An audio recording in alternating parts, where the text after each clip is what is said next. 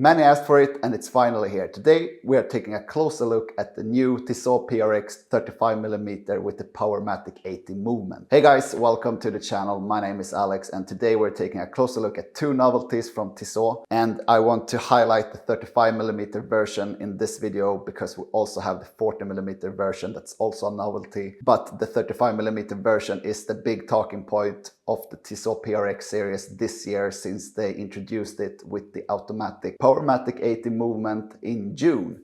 So today I have two novelties, and one or both actually are not a big surprise to the lineup. We have the Ice Blue dial of the 35mm automatic version of the PRX, and also the gold tone 40mm version with the automatic Powermatic movement. So the gold tone was introduced last year in both sizes, both 35 and 40. Then it was powered by a quartz movement. From this year we see it also with the Powermatic 80 movement. And for the light blue Ice Blue dial, we now have it also in the 35mm version. So in June, Tissot finally decided to launch the 35mm version with the automatic movement. And this is something I talked about in my video last year when I had my first hands-on with the PRX series. This is a watch that, I said it in my last video, whenever someone asks me for what is the best watch you can get for under $1,000 US or euros, the Tissot PRX is immediately one of the models that I suggest because I think it offers tremendous bang for the buck in terms of finishing and build quality. So when it comes to the novelties, I must say that I'm not generally a fan of Ice Blue dials, but this one in this PRX model looks really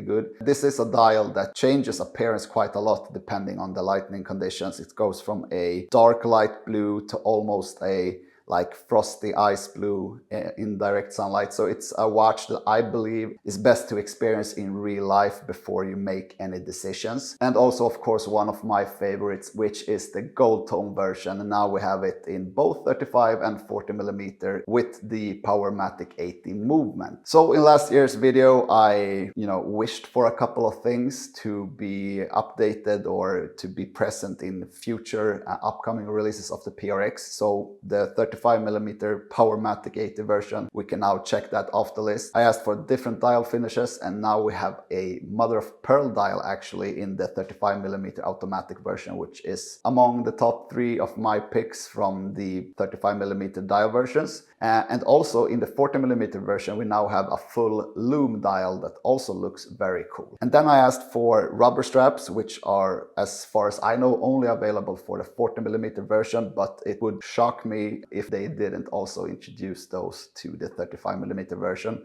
I know there are aftermarket alternatives out there, so if you want to, you can always choose that. And also, the gold tone version that was introduced last year as well was the one that really caught my attention because it looks like a really expensive watch, but actually a watch that's less than $1,000 US or euros.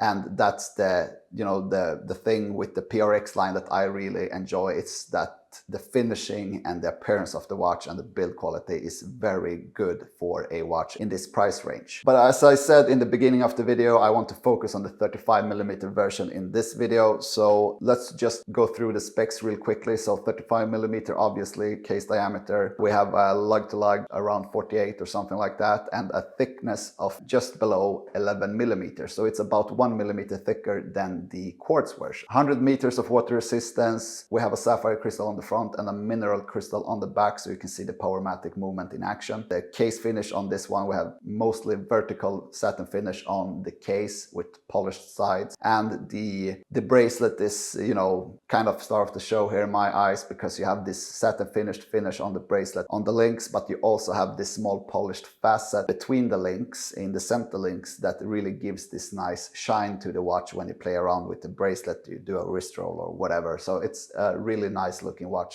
overall. And we have, of course, the double folding clasp. When it comes to the dial, we have, of course, the waffle dial texture to the Powermatic version in the 35mm case. One thing I don't really like is the size of the font and the text on the dial. I believe that this one could have been a bit more proportional to the dial itself. It's a very large text, but this is a minor thing. I do, however, like the placement of the date. It looks better on the 35mm version than on the 40mm version. Inside the watch, the Powermatic 80 movement, which has a power reserve 80 hours, and this is a movement that's, you know, used by Tissot in many different models in their lineup. But yeah, to keep it quite short and sweet, this is something I wished for. I know that many people like me wished for a automatic version of the 35mm PRX. It's finally here. I also know that many people wished for the Ice Blue dial in the 35mm PRX and were a bit